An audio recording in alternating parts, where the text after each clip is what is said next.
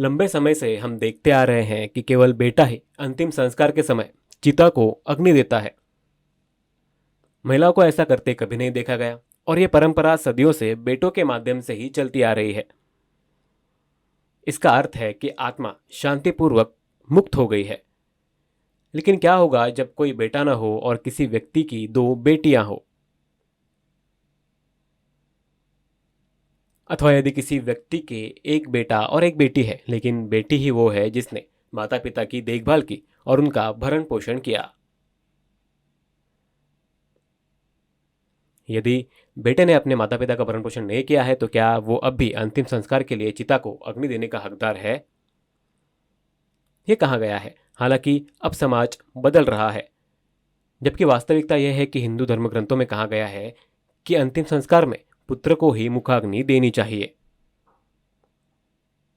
लेकिन ऐसा कहीं नहीं लिखा कि बेटियां ऐसा नहीं कर सकती। इसमें ये नहीं कहा गया है कि केवल बेटे ही ऐसा कर सकते हैं, केवल इतना कहा गया है कि बेटों से इसकी अपेक्षा की जाती है।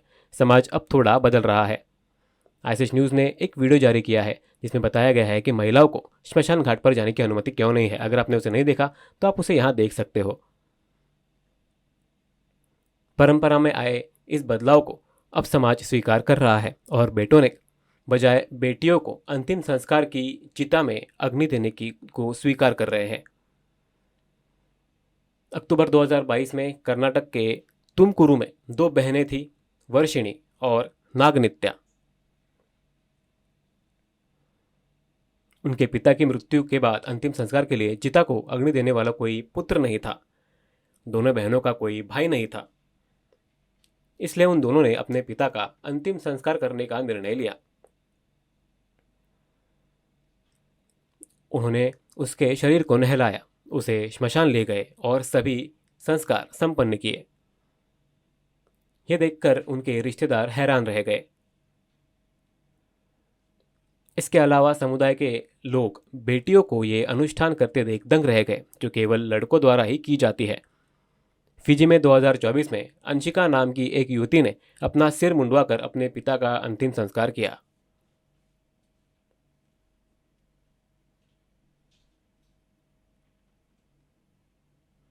नेपाल में दो बहनों संगीता और सरला की मां की 2017 में मृत्यु हो गई। उनकी मृत्यु के बाद उनकी बेटियों ने सभी संस्कार करने की जिम्मेदारी अपने ऊपर ले ली, जिससे गांव वाले आश्चर्यचकित रह गए। वास्तव में उनके पिता को गर्व था क्योंकि उन्होंने एक बेटे की तरह जिम्मेदारी संभाली थी। दिलचस्प। तीनों मामलों में बेटियों ने अपने माता पिता में से किसी एक के अंतिम संस्कार की जिम्मेदारी ली। चौथी कहानी में एक महिला न केवल अपने परिवार के सदस्यों के लिए बल्कि अन्य लोगों के लिए भी अंतिम संस्कार करती है।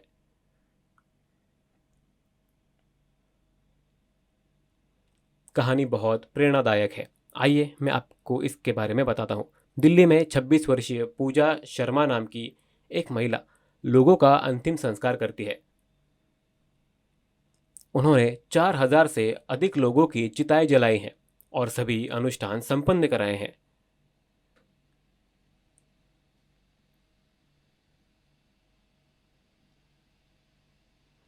उन्होंने कहा कि उन्होंने ये काम इसलिए शुरू किया क्योंकि बहुत से लोग अकेले हैं और उनके माता पिता से कोई संपर्क नहीं है, या कुछ लोग अपने परिवार से संपर्क खो चुके हैं क्योंकि वे काम के लिए पलायन कर गए, गरीब हैं और उनके पास संपर्क में रहने के लिए मोबाइल फ़ोन नहीं है। जब वे अपने माता पिता को बताए बिना मर जाते हैं तो उनका अंतिम संस्कार कौन करेगा, क्योंकि उनका कोई परिवार नहीं है। अन्यथा उनके शव का सम्मान के बिना निपटाना किया जाएगा। जब वे मरते हैं तो उनके शरीर को एक आखिरी बार सम्मान मिलना चाहिए। मैं इसके बारे में और जानकारी देता हूँ। दिल्ली में 2018 से 2022 तक कुल 11,000 मौतें हुई।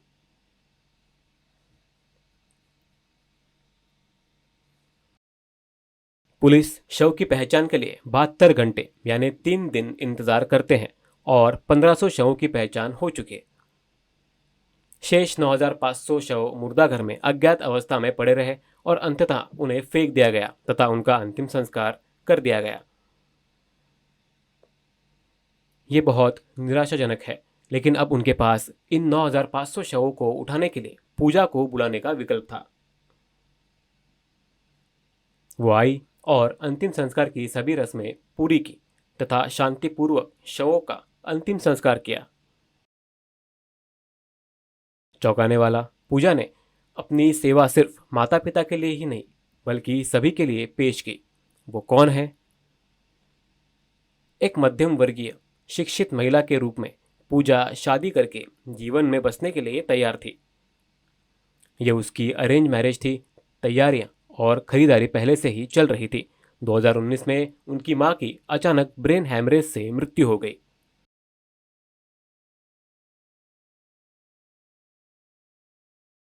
फिर कोविड आया और 3 साल बाद उनके भाई की 30 साल की उम्र में उनके घर के पास एक सड़क पर झगड़े में हत्या कर दी गई। इस समाचार से उसके पिता दुख के कारण कोमा में चले गए। पूजा ही अपने भाई का अंतिम संस्कार करने वाली एकमात्र व्यक्ति थी। इसके बाद उन्होंने अनुष्ठान किया और तब उन्हें एहसास हुआ कि ऐसा करने के लिए कोई और उपलब्ध नहीं है। यह अंतिम क्षण था और व्यक्ति को सम्मानजनक विदाई दी जानी चाहिए। वो रो पड़ी और अपने भाई की राख को अपने चेहरे और बालों पर लगा लिया और कांप उठी। तब उसे एहसास हुआ, कम से कम मैं अपने भाई की बहन होने के नाते उसका अंतिम संस्कार करने के लिए यहाँ हूँ। लेकिन अन्य लोग जिनके पास परिवार नहीं है और जो अकेले हैं, उनके शवों को अपमानित तरीके से त्याग दिया जाता है। वो नहीं चाहती थी कि ऐसा हो, इसलिए उसने सबकी मदद करने का फैसला किया। इसलिए पहले वो HIV काउंसलर के रूप में काम करती थी, लेकिन बाद में उन्होंने ये सब कुछ छोड़कर मृतकों को अंतिम संस्कार की जिम्मेदारी ले ली। उसे बहुत दुख हुआ और उसने ऐसा करना शुरू कर दिया। यह बहुत दुखद है। दाह संस्कार की प्रक्रिया में कुल मासिक खर्च 1.20 लाख रुपए आता है।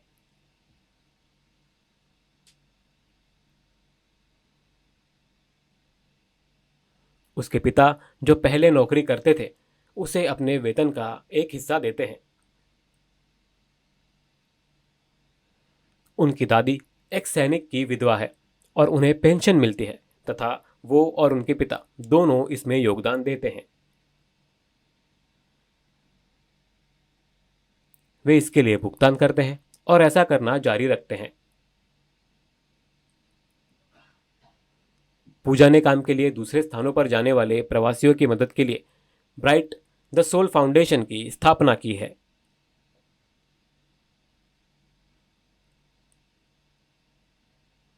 और यदि उनकी मृत्यु हो जाती है तो उनके पास शव को ले जाने तथा एम्बुलेंस सेवा का लाभ उठाने के लिए पर्याप्त धन नहीं होता, क्योंकि वो काफ़ी महंगी होती हैं।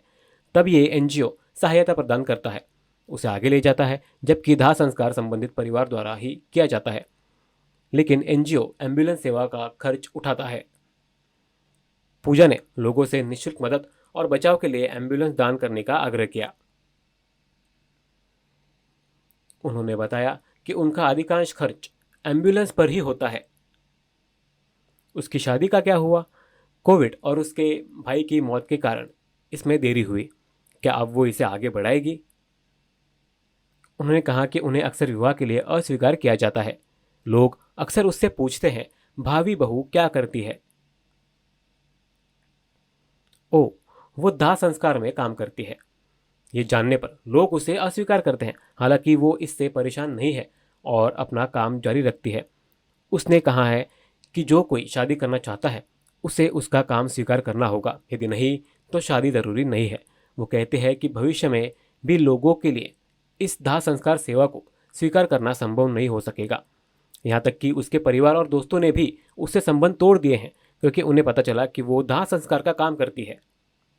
हालांकि वो इससे सहमत है और अपनी सेवाएं जारी रखती है। बचपन में वो बड़े होने, शादी करने, नौकरी पाने और घर बसाने की कल्पना करती थी,